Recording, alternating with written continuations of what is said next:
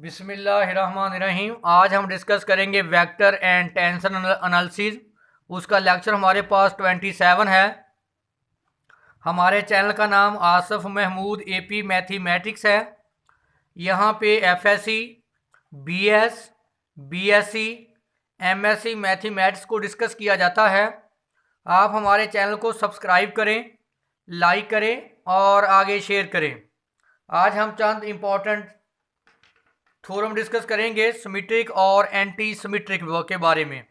तो देखिए, मैंने बोला था कि सिमेट्रिक टेंसर वो होता है ए आई जे, अगर और आई और जे की जगह रिप्लेस कर दें जे आई, तो साइन क्या रहे, सेम, यानी टेंसर में चेंज ना आए। तो सिमेट्रिक टेंसर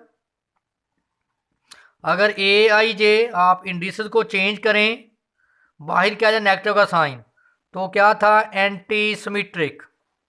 जैसे हमने दो अहम थ्योरम पढ़े थे यहाँ, दो, एक तो ये था क्रॉनिकल डेल्टा, डेल्टा आई जे बराबर था डेल्टा जे आई, ये क्या है, सिमेट्रिक टेंसर। और लीवी स्वीटा टेंसर एप्सिलॉन आई जे के, अगर आप इनकी जगह चेंज करेंगे जे आई के, तो बाहर क्या आ जाएगा, नेगेटिव। ये क्या था, एंटी सिमेट्रिक टेंसर। ये सबसे इंपॉर्टेंट है कि कैनोनिकल डेल्टा सिमेट्रिक है, लीवी स्वीटा टेंसर या अल्टरनेटिंग टेंसर ये क्या है, एंटी सिमेट्रिक। हमारे पास इंपॉर्टेंट थ्योरम है, prove that every second order tensor can be represented uniquely as a sum of symmetric and anti symmetric matrix. देखें, हमारे पास ऑर्डर 2, रैंक 2 का जो टेंसर है उसको हम एक्सप्रेस कर सकते हैं सिमेट्रिक मैट्रिक्स और एंटी सिमेट्रिक मैट्रिक्स के सम की शक्ल में। कैसे, मेरे पास मैट्रिक्स है, मैं कंसीडर करूंगा, हमारे पास उसका रैंक क्या होना चाहिए, 2। ए आई जे बराबर है 1/2 A I J plus A J I plus 1/2 A I J minus A J आई। देखिए, अगर मैं इसको मल्टीप्लाई करूं 1/2 ए आई, 1/2 ए आई, तो देखें जब आप 1/2 A I J plus 1/2 A I जे को ऐड करेंगे तो क्या आंसर आएगा, ए आई जे। देखें, 1/2 जे आई माइनस 1/2 जे आई, दूसरा हमारे पास क्या है, 1/2 ए जे आई माइनस 1/2 ए जे आई। नेगेटिव पॉजिटिव क्या हो जाएगा, कैंसल। तो देखिए किसके बराबर है, ए आई जे के। देखें, ये हमारे पास सिमेट्रिक मैट्रिक्स है और ये हमारे पास क्या है, एंटी सिमेट्रिक। तो वेयर करके इसको मैं बी के इक्वल ले लेता हूँ, B I J is equal to 1/2 A I J plus A J I, और दूसरे मैट्रिक्स में बी के बराबर, ये सॉरी कर लें, सी कर लें, या आप चलिए सी ले लेते हैं, C I J is equal to 1/2 A I J minus A J I. तो अब मैं साबित करूंगा कि ये सिमेट्रिक है और ये एंटी सिमेट्रिक है।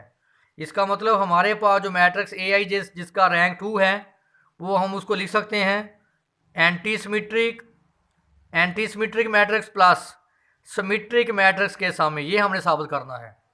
तो देखें, बी को अब चेंज, सिमेट्रिक की क्या डेफिनेशन थी, सिमेट्रिक मैट्रिक्स क्या है कि ए आई जे बराबर हो जाए ए जे आई के। तो क्या करेंगे, इससे हम इसको चेक कर लेते हैं। हमारे पास बी आई जे है 1/2 A I J plus A J आई। अब क्या करेंगे, 1/2 ए आई जे की जगह पे ए जे आई और ए जे की जगह पे ए आई जे। तो आपको पता है कि ए प्लस बी बराबर होता है बी प्लस ए के टेंसर में। तो इसको मैं लिख सकता हूँ 1/2, इसको पहले लिख ले, इसको बाद में, ए I J plus A J I. तो देख लें ये किसके बराबर है, बी के। देखें वही बन गया दोबारा। तो इसका मतलब बी आई जे बराबर आएगा बी जे आई के। इसका मतलब ये क्या हो गया, सिमेट्रिक। अब इसको चेक कर लेते हैं, सी आई जे। अब आप क्या करेंगे, आप ए आई जे की को रिप्लेस कर दें ए जे आई में, तो जे आई में 1/2 ये हो जाएगा ए जे आई, ये बन जाएगा ए आई जे।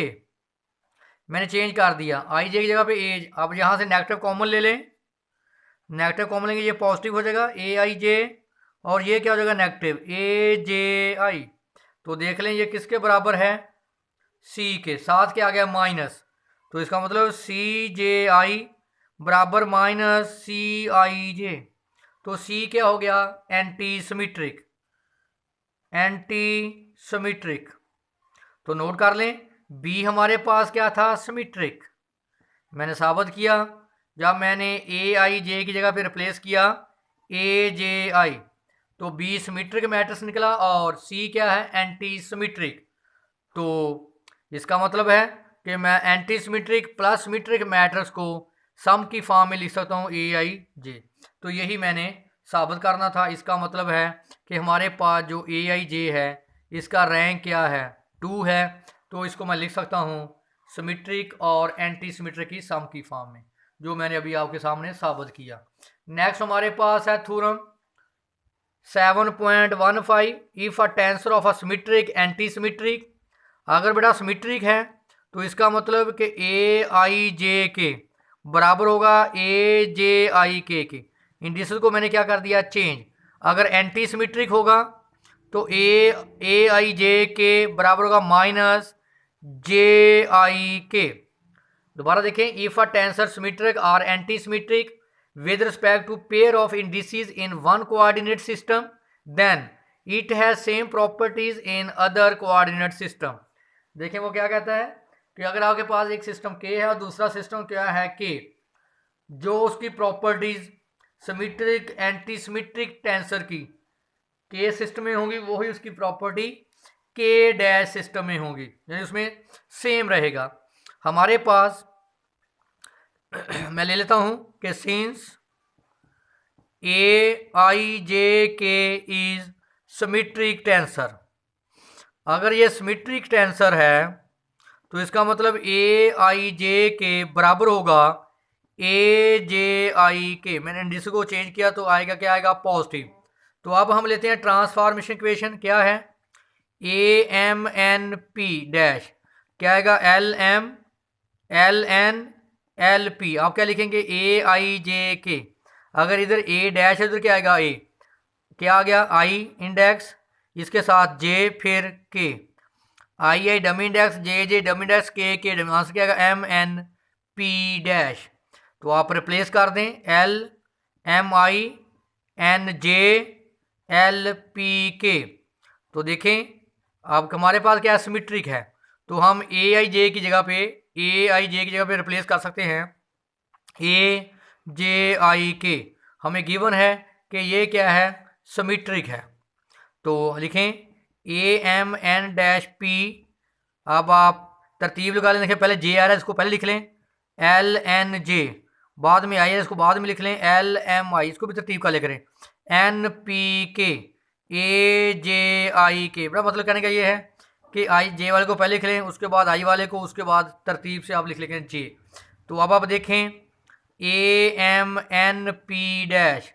अब आप देख लें आपने इनकी जगह चेंज की क्योंकि आपको गिवन है कि ए क्या है, सिमेट्रिक, तो कोई फ़र्क नहीं पड़ा। इसका मतलब अब हमारे पास आ गया ए डैश, पहले क्या है एन, फिर एम और बाद में पी। देखिए मैंने इनके इंडिसेस आपस में इंटरचेंज किए तो रिज़ल्ट में कोई फ़र्क नहीं पड़ा। तो साबित हो गया कि हमारे पास A M N P dash is symmetric tensor of rank 3। इसी तरह हम अब साबित करेंगे एंटी सिमेट्रिक। वो क्या होगा एंटी सिमेट्रिक में, ए आई जे के बराबर आ जाएगा माइनस ए जे आई के। बाकी काम सारा वही करेंगे, सिर्फ आप ए आई जे की जगह पे क्या रिप्लेस करेंगे। ये देखें वही काम किया मैंने, लिख दिया जो मैंने पहले ट्रांसफॉर्मेशन लिखी है, ए आई जे की जगह पे मैंने लिख दिया माइनस ए जे के। इसको तरतीब डालें, जे वाली को पहले आ जाए, उसके बाद आई वाला फैक्टर आए, उसके बाद के वाला फैक्टर आए। तो मैं लिख सकता हूँ ए डैश, देखें एन, फिर एम, फिर पी। तो देखें ये हमारे पास क्या है, एंटी सिमेट्रिक, और इसका रैंक क्या है, 3। नेक्स्ट हमारे पास है 2-3 इंपॉर्टेंट डेफिनेशंस हैं, इसको आप अच्छे तरीके से देखें एमसीक्यूज के पॉइंट ऑफ व्यू से। आइसोट्रोपिक टेंसर, देखें आइसोट्रोपिक टेंसर क्या होता है। A tensor is said to be isotropic tensor if its component remain same in all rectangular coordinate system under the orthogonal rotation of the axis. Isotropic वो हमारे पास tensor है जो rectangular coordinate system में orthogonal rotation में उनका जो component है वो क्या रहे, सेम। आपको पता है जब आप लिखते हैं MINJLMN, चलिए QK AIJ के बराबर लिखते हैं AMNQ डैश, तो ये उसके क्या कहलाते हैं, कंपोनेंट। कहता है कि अगर आपके पास K सिस्टम है और कोऑर्डिनेट सिस्टम दूसरा K डैश कोऑर्डिनेट सिस्टम है, जो हमारे पास इसके कंपोनेंट होंगे रेक्टेंगुलर कोऑर्डिनेट में वो हमेशा क्या रहेंगे, same. Note number 1, the tensor of order 0 scalar are isotropic. बेटा जो आपके पास स्केलर टेंसर है जिसका रैंक क्या होता है, 0, स्केलर का बेटा रैंक 0 होता है, और वेक्टर जो होता है उसका रैंक क्या होता है, 1। वो टेंसर्स जिनका रैंक 0 होगा वो सारे क्या होंगे, isotropic. There are no isotropic tensor of order 1। बड़ा जिनका ऑर्डर 1 होगा जैसे AI AP AJ, ये कभी भी आइसोट्रोपिक नहीं होंगे। ये किसको शो करते हैं, वेक्टर को। ये वेरी वेरी इंपॉर्टेंट लेक्चर था, अगर इसमें कोई पॉइंट आपको क्लियर ना हो तो आप मुझसे डिस्कस कर सकते हैं।